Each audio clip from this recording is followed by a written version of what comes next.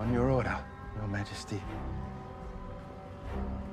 Alors que Dune Prophecy continue d'élargir le monde de la franchise Dune, plusieurs personnages continuent d'afficher un large éventail de capacités surhumaines. Bien le bonsoir, mesdames et messieurs.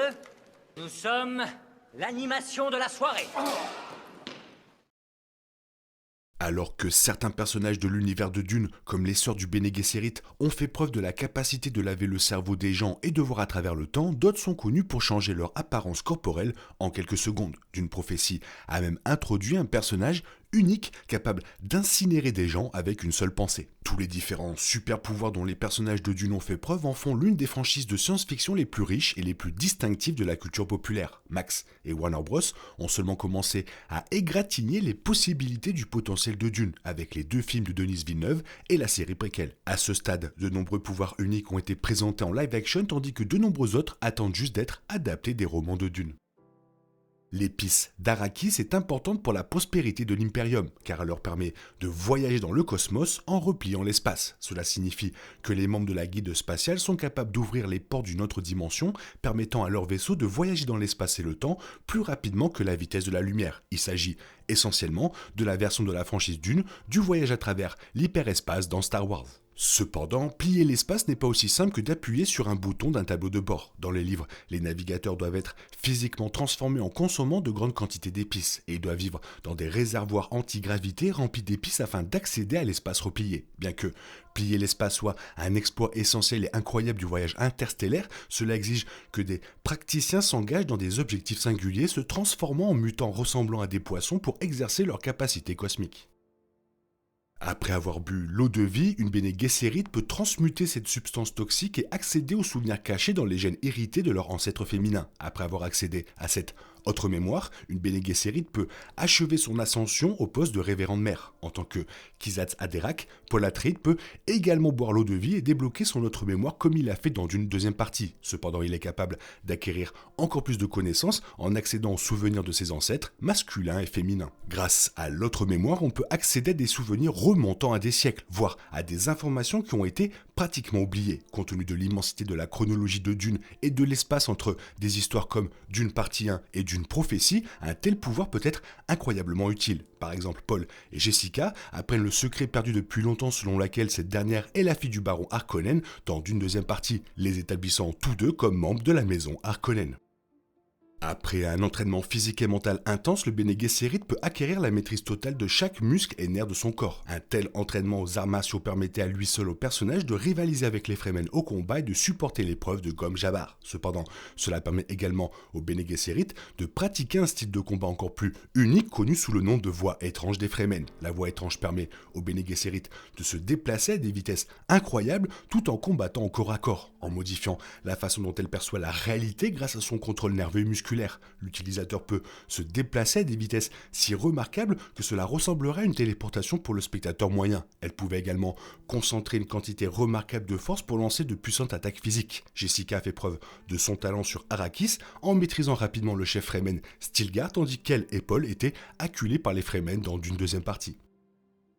Introduits pour la première fois dans le roman Dune Messiah, les danseurs visages sont des humains génétiquement modifiés par le Bene Tleilax pour avoir un meilleur contrôle de leurs muscles et de leurs nerfs. Grâce à cela, ils sont également capables de copier l'apparence, la voix et la personnalité d'un autre être humain. Dune Prophétie semble représenter une danseuse visage pour la première fois dans la franchise moderne, alors que Theodosia se révèle être une métamorphe qui se transforme ensuite en Griffin à la demande de Valia. Avec cette incroyable forme de métamorphose, les danseurs visages ont travaillé comme espions embauchés pour infiltrer d'autres organisations et gouvernements. Le Bene Gesserit pouvait initialement détecter ces personnes sur la base de leurs phéromones dans les livres. Cependant, le Bene Tleilax a finalement permis aux danseurs de mieux se cacher du Bene Gesserit, leur donnant même la capacité d'absorber les souvenirs des autres. Malgré cela, si un danseur visage se fait passer trop longtemps pour quelqu'un, il risque de perdre le contrôle de la réalité et de croire qu'il est la personne dont il se fait passer pour lui.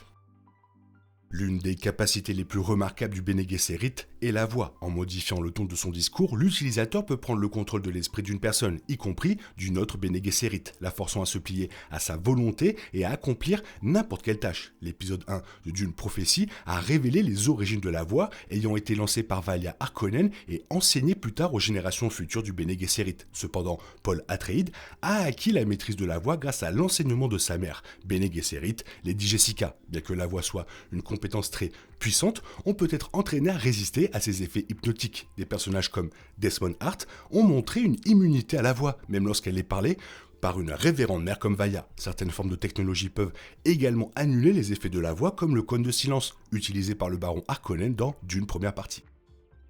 Grâce à sa génétique en tant que Kwisatz Haderach, Paul commence avec des rêves d'avenir, ses visions se renforçant après son exposition à l'épice d'Arrakis. Il acquiert alors la capacité de voir plusieurs futurs possibles à la fois après avoir bu l'eau de vie. Grâce à sa connaissance du passé et du futur, Paul tente de suivre le Sentier d'Or, qui le mènera à la victoire contre l'Imperium et évitera la destruction éventuelle de l'humanité. En conséquence, il réussit à vaincre les Harkonnen, à renverser la maison Corrino et à devenir empereur de l'univers connu. Bien qu'il ne soit pas représenté comme un Kwisatz Haderach dans le roman original de Dune, Feyd-Rautha affiche la possibilité d'en être un, ayant eu des visions de Lady Margot Fenring avant de la rencontrer. Il est également sous-entendu que sa capacité à voir l'avenir lui a permis de localiser le siège Trab des Fremen, où Paul et Chani se cachaient, lui permettant de le détruire lors d'une attaque dévastatrice et de s'imposer comme un ennemi redoutable.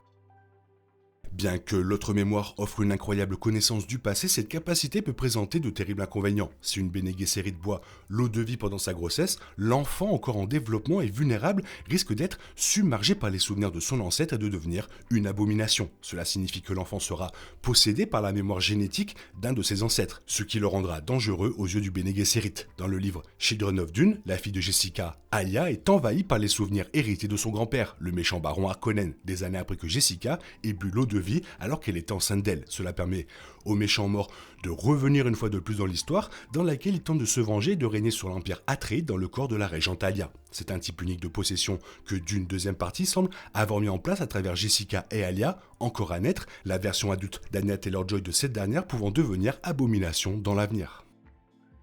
Après son retour d'Arrakis dans l'épisode 1, Desmond Hart a déclaré qu'il avait acquis des capacités surnaturelles après avoir été mangé par un ver des sables et avoir survécu. Plus particulièrement, Desmond révèle qu'il peut provoquer des brûlures du corps d'une personne de l'intérieur. Il utilise d'abord ce nouveau pouvoir choquant pour brûler Prouet Richez 9 ans, puis l'utilise pour presque tuer également le père du garçon, le duc Ferdinand Richez. Les capacités ardentes de Desmond sont incroyablement terrifiantes, le faisant apparaître comme un prophète encore plus puissant que Paul Atreides. Cependant, utiliser cette capacité mortelle semble également nuire à Desmond. Chaque fois qu'il essaie de brûler quelqu'un vif, il pose sa main sur la partie cicatrisée de son visage, semblant ressentir la douleur alors qu'il se concentre sur la libération de son pouvoir. Ainsi, il est sous-entendu que Desmond ne pouvait utiliser cette capacité que dans une certaine mesure avant qu'elle ne le brûle plus. Suite à l'interdiction des machines pensantes après le djihad butlérien, l'Imperium a comblé le vide laissé par l'IA sensible en créant des ordinateurs humains connus sous le nom de Manta. Semblables aux Bene Gesserit, les Manta subissent un entraînement psychologique intense et un conditionnement pour penser comme des ordinateurs, leur permettant d'effectuer des calculs complexes en quelques secondes seulement. Cette capacité est affichée dans Dune première partie lorsque Tifur Awat calcule rapidement le coût de la rencontre du duc Leto avec le juge du changement sur la planète Caladan. Cependant, les Manta ne sont pas seulement utilisés comme calculatrices, leur niveau de réflexion avancé leur confère une mémoire et une perspicacité incroyables, leur permettant de stocker et d'analyser d'énormes quantités de données et de tirer des conclusions logiques avec une participation rapide. En raison de ces compétences, les grandes maisons emploient des Manta comme conseillers politiques essentiels, les Atreides ayant Tifur et les Harkonnen ayant Peter de Vries. Tout comme la voix, les Bene Gesserit sont recherchés pour leur capacité de diseuse de vérité. Dans le monde de Dune, les Bene Gesserit sont formés pour détecter tout signe physique indiquant qu'une personne ment, comme son discours et ses manières. Cette compétence en fait des figures essentielles dans le monde de Dune, car l'Imperium les emploie pour détecter la vérité et mentir dans les discussions politiques pour les aider à déterminer ses tactiques et à mieux maintenir l'ordre. La révérende mère Gaius Hélène Moyam a montré cette capacité pour la première fois dans Dune deuxième partie. Elle se tenait aux côtés de l'empereur Shaddam IV lorsqu'il interrogeait les Harkonnen sur Arrakis, faisant des signes de main indiquant si ce qu'il disait était vrai ou faux. Cependant, Dune Prophétie approfondit le fonctionnement de la détection de la vérité car il montre le Bene Gesserit entraînant ses étudiantes à détecter les mensonges en les confrontant à des criminels reconnus coupables. Un super univers avec énormément de pouvoirs, de capacités, d'habilités, c'est fantastique. Toi, qu'est-ce que tu en penses? Fais-moi part de ton avis, quel est ton préféré? Fais-le moi savoir dans la zone commentaire. Sinon, il est temps pour toi de reprendre le cours normal de ta vie. On se retrouve bientôt pour une nouvelle vidéo. Bisous, bisous, bye bye. Il est impossible de compter sur les autres de nos jours. On est obligé de tout faire soi-même. Je me trompe? Rien de grave. J'avais tout prévu. Où va le monde? Je vous le demande.